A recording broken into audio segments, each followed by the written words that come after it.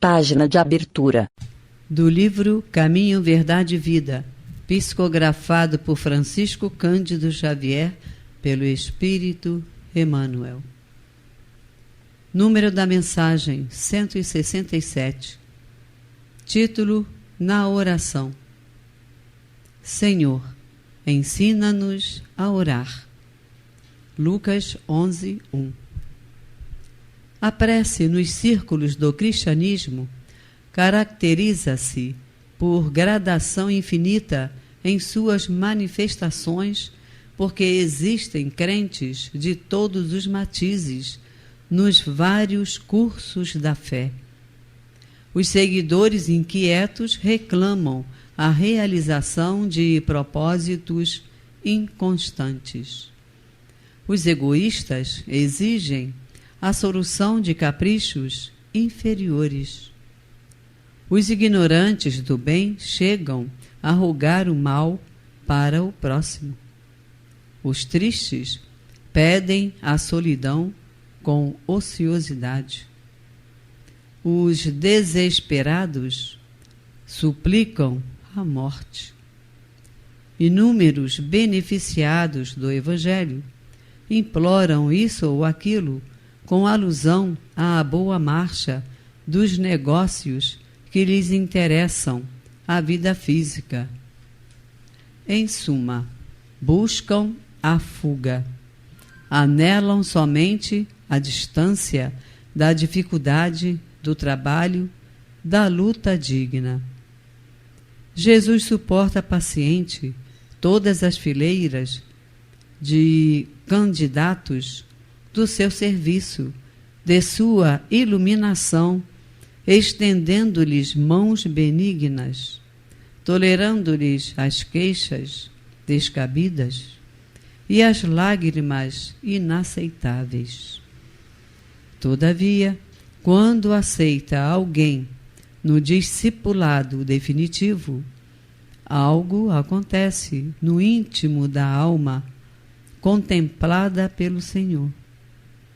Cessam as rogativas ruidosas. Acalmam-se os desejos tumultuários. Converte-se a oração em trabalho edificante. O discípulo nada reclama, e o mestre, respondendo-lhe às orações, modifica-lhe a vontade todos os dias, alijando-lhe do pensamento os objetivos inferiores. O coração unido a Jesus é um servo alegre e silencioso. Disse-lhe o mestre: levanta-te e segue-me. E ele ergueu-se e seguiu. Emmanuel. E agora, a palestra. Saudações fraternas, irmãos e irmãs, que mais uma vez a espiritualidade amiga nos ampare, nos inspire às reflexões doutrinárias que nos cabem hoje, com as aplicações do Espiritismo, as interpretações espíritas dos ensinamentos de Jesus. Em o Evangelho segundo o Espiritismo, estamos em seu capítulo 12, Amai os vossos inimigos. O capítulo, como de praxe em o Evangelho segundo o Espiritismo, se baseia em alguns trechos bíblicos que relembramos logo a seguir. Primeiro, os trechos bíblicos que constam do item 1 deste capítulo. Aprendestes que foi dito: amareis o vosso próximo e odiareis os vossos inimigos. Eu, porém, vos digo: amai os vossos inimigos. Fazei o bem aos que vos odeiam e orai pelos que vos perseguem e caluniam. Porque se só amardes os que vos amam, qual será a vossa recompensa? Não procedem assim também os publicanos? Se apenas os vossos irmãos saudardes, que é o que com isso fazeis mais do que os outros?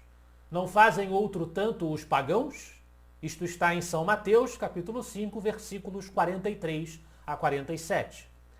Digo-vos que se a vossa justiça não for mais abundante que a dos escribas e dos fariseus, não entrareis no reino dos céus. São Mateus 5:20. No item 2, temos o seguinte trecho. Se somente amardes os que vos amam, que mérito se vos reconhecerá? uma vez que as pessoas de má vida também amam os que as amam. Se o bem somente o fizerdes aos que vô-lo fazem, que mérito se vos reconhecerá, dado que o mesmo faz a gente de má vida? Se só emprestardes àqueles de quem possais esperar o mesmo favor, que mérito se vos reconhecerá quando as pessoas de má vida se entreajudam dessa maneira para oferir a mesma vantagem? Pelo que vos toca, amai os vossos inimigos. Fazei bem a todos e auxiliai sem esperar coisa alguma. Então, muito grande será a vossa recompensa e sereis filhos do Altíssimo, que é bom para os ingratos e até para os maus. Sede, pois, cheios de misericórdia, como cheio de misericórdia é o vosso Deus. Isto está em São Lucas, capítulo 6, versículos 32 a 36. Nos itens teóricos propriamente ditos, retribuir o mal com o bem, os inimigos desencarnados, se alguém vos bater na face direita, apresentai-lhe também a outra, que se seguem a esses trechos bíblicos, Allan Kardec tece raciocínios sobre essa questão central, esse verdadeiro desafio que Jesus nos lança, complementados depois pelos itens das mensagens mediúnicas.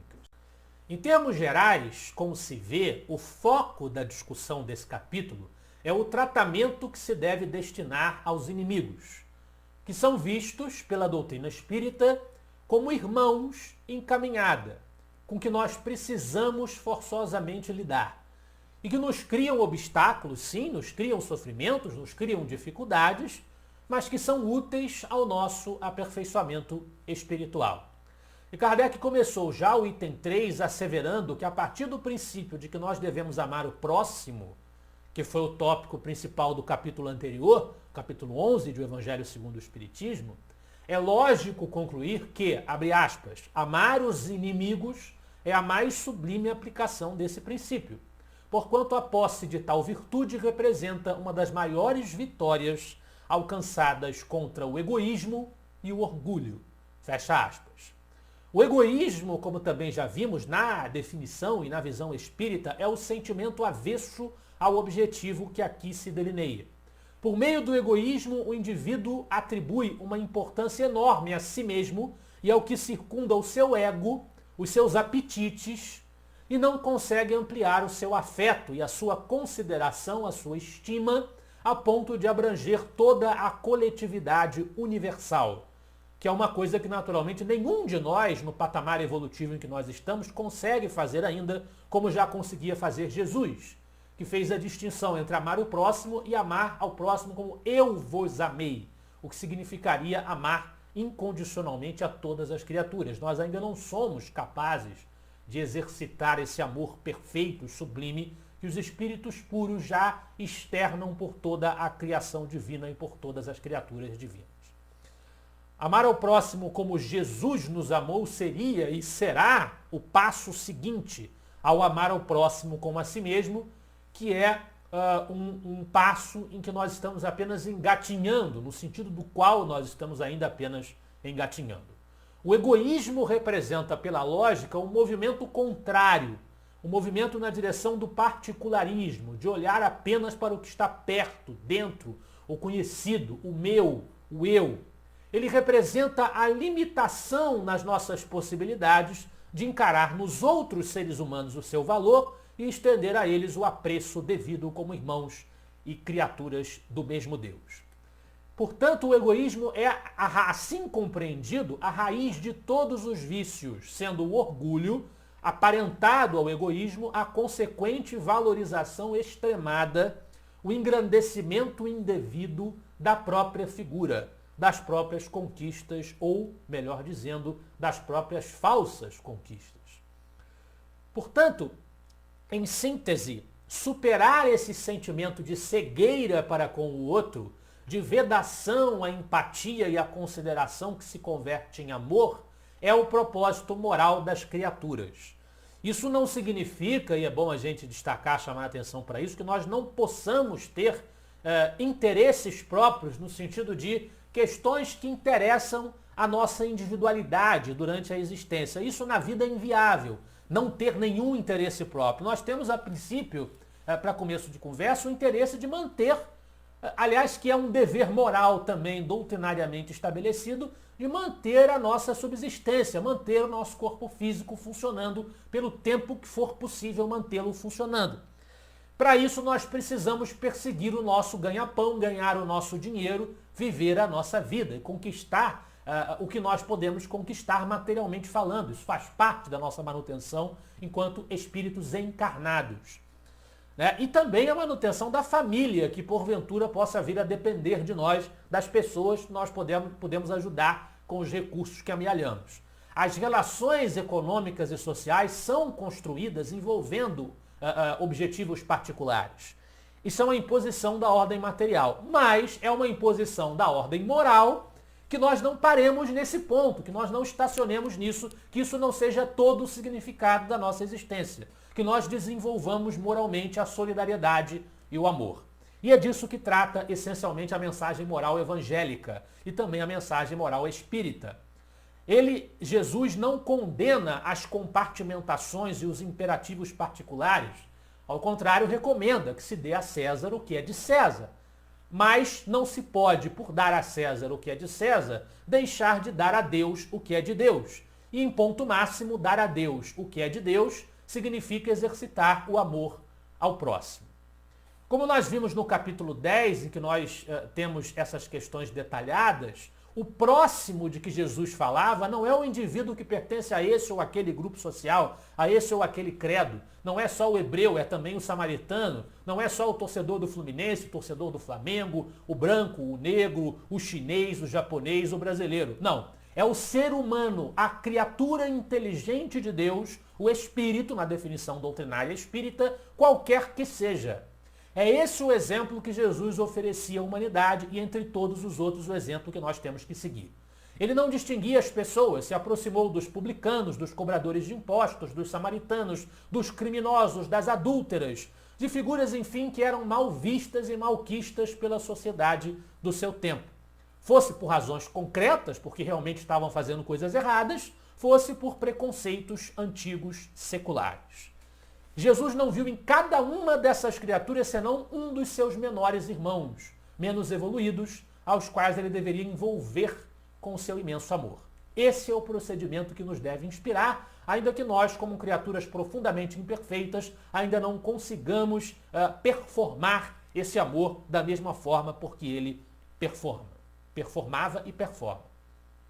Se esse próximo de que falava Jesus não tem restrição de sentido, você não tem apenas um grupo a quem considerar seu próximo, a quem você deve amar, também não será apenas aquele de quem gostamos, com quem nós temos afinidade. Aquele que nos ameaça, aquele que nos causa problemas, aquele que nos incomoda, o nosso oponente ou inimigo, também é o próximo de que falava Jesus. E esse é o passo mais difícil e mais complicado para todos nós de se dar na assimilação desse ensinamento. Mas é a ele que Jesus e os Espíritos estão nos convidando nesse momento.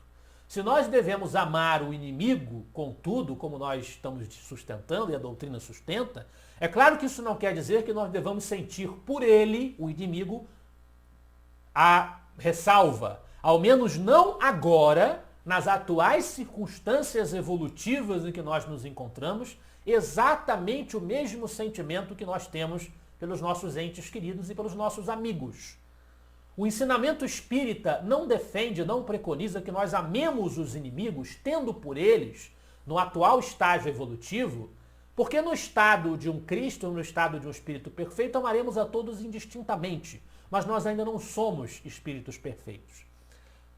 Exatamente o mesmo tipo de sentimento de afeição que nós nutrimos pelos nossos amigos e entes queridos. Não é isto. Isso seria antinatural. A proposta doutrinária é que nós não desejemos o mal a essas pessoas e que nós retribuamos o mal que elas nos fazem ou nos desejam com o bem. Em nenhum momento se diz que isso é fácil e não é fácil de jeito nenhum, mas esse é o esforço a que nós somos convidados. Aliás, para enriquecer esse aspecto, deixar isso bem claro, nós temos um curioso trecho da Revista Espírita de agosto de 1858, sob o título A Caridade pelo Espírito de São Vicente de Paulo, em que se lê o seguinte: Nós temos lá algumas perguntas e Kardec pergunta: admitamos que uma pessoa veja dois homens em perigo, mas não possa salvar senão um. Um é seu amigo e o outro inimigo. A quem deve salvar? E a resposta: deve salvar o amigo, pois esse amigo poderia acusá-lo de não lhe ter amizade. Quanto ao outro, Deus há de tomar conta. E o estudo de hoje do Evangelho segundo o Espiritismo se destina a deixar isso claro. É o que Kardec pontua. Há geralmente equívoco no tocante ao sentido da palavra amar neste passo. Não pretendeu Jesus, assim falando, que cada um de nós tenha para com o seu inimigo a ternura que dispensa um irmão ou amigo.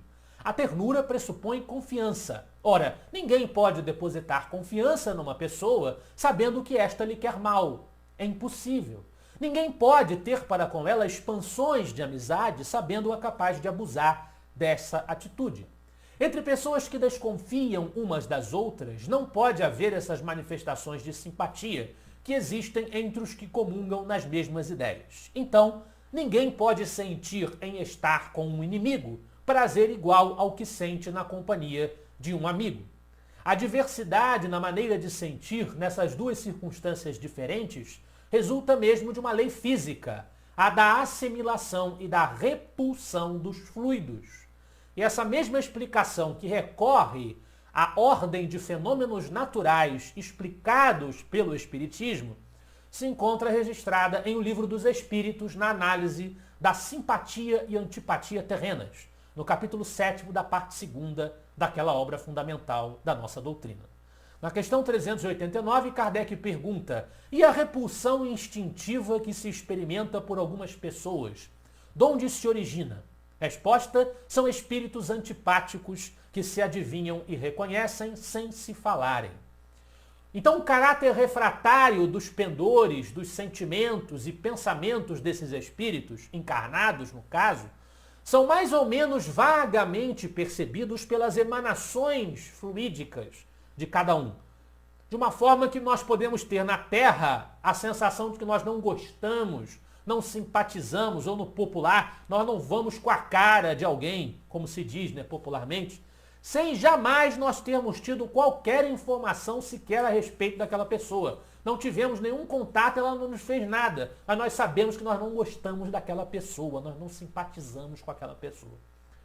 Algumas vezes, esse fator natural, que no mundo espiritual afastaria esses espíritos de uma forma muito mais irremediável do que na Terra, porque na Terra o espírito está, entre aspas, encapsulado, contido na expressão plena do seu ser pelo corpo físico, pode estar de fato se manifestando. Pode ser isso. Pode ser essa repulsão fluídica entre os espíritos pela diferença entre eles. E por isso eles antipatizam. Isso não é um sinal, e é bom a gente prestar atenção a esse ponto, de que nós devemos nos afastar dessas pessoas de quem nós não gostamos. Mais provável é o contrário, que nós estejamos juntos para tentar superar essa adversidade. E continua na questão 390. A antipatia instintiva é sempre sinal de natureza má?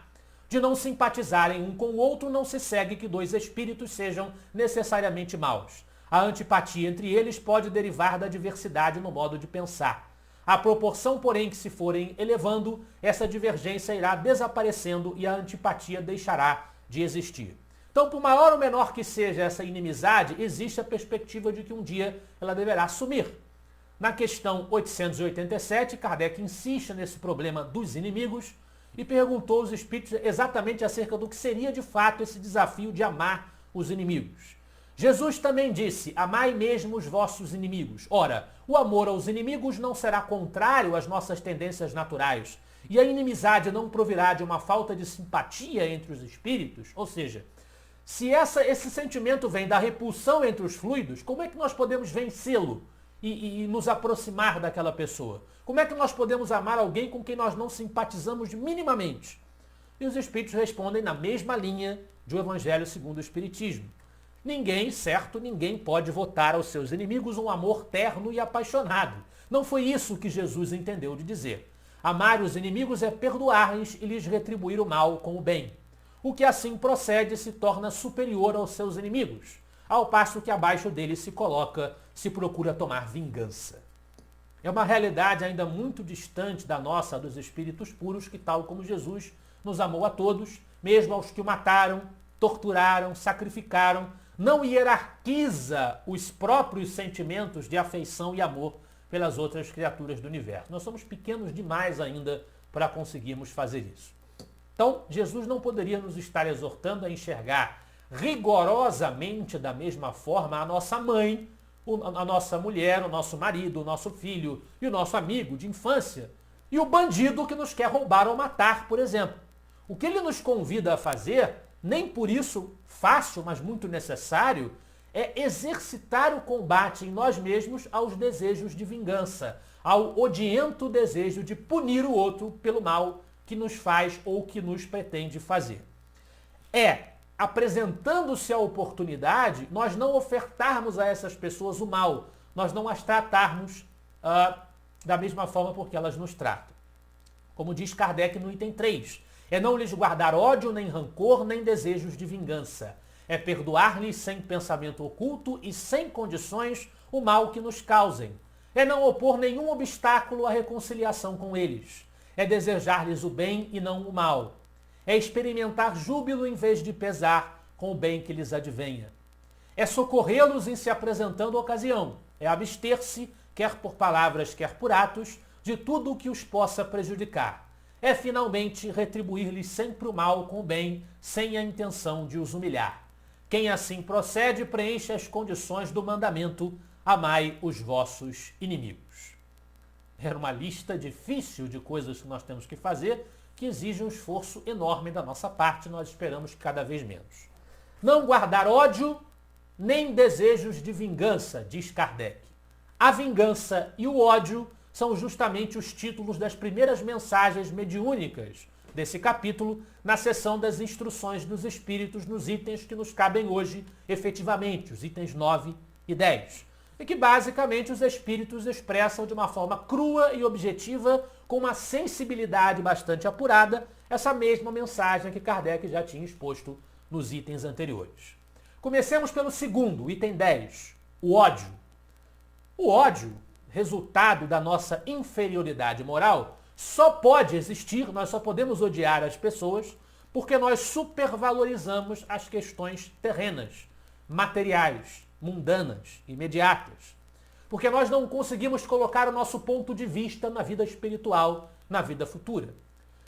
E, sobretudo, como filhote do egoísmo, que é, como todos os outros vícios, no sentido doutrinário, porque nós supervalorizamos os nossos interesses e egos imediatos, feridos pelo adversário ou o inimigo.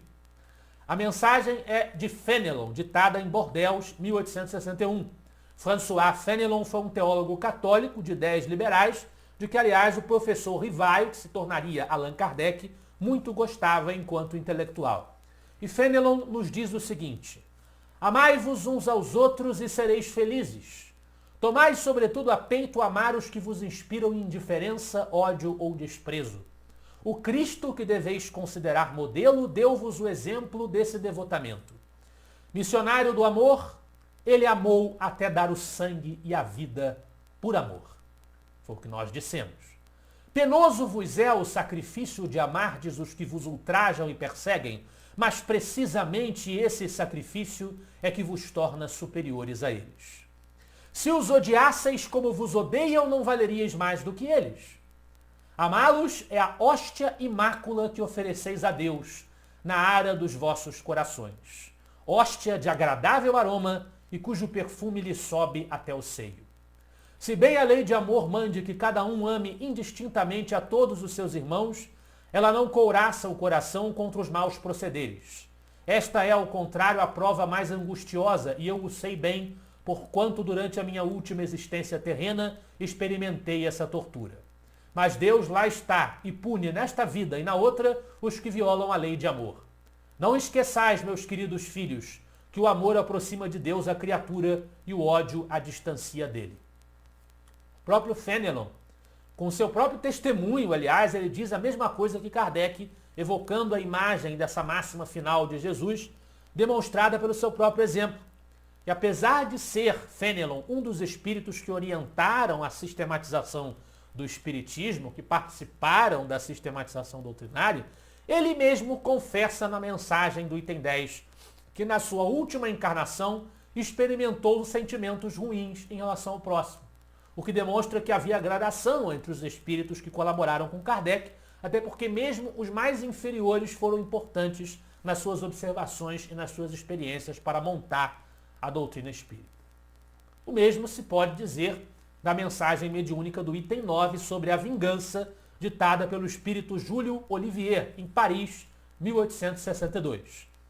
Já que a vingança é a filha prática do ódio, só se vinga quem odeia, a linguagem do espírito Olivier é forte e acusatória, incitando os espíritas a respeitarem a regra, a nossa máxima, de que fora da caridade não há salvação, e a combaterem o impulso venenoso da vingança no seu interior.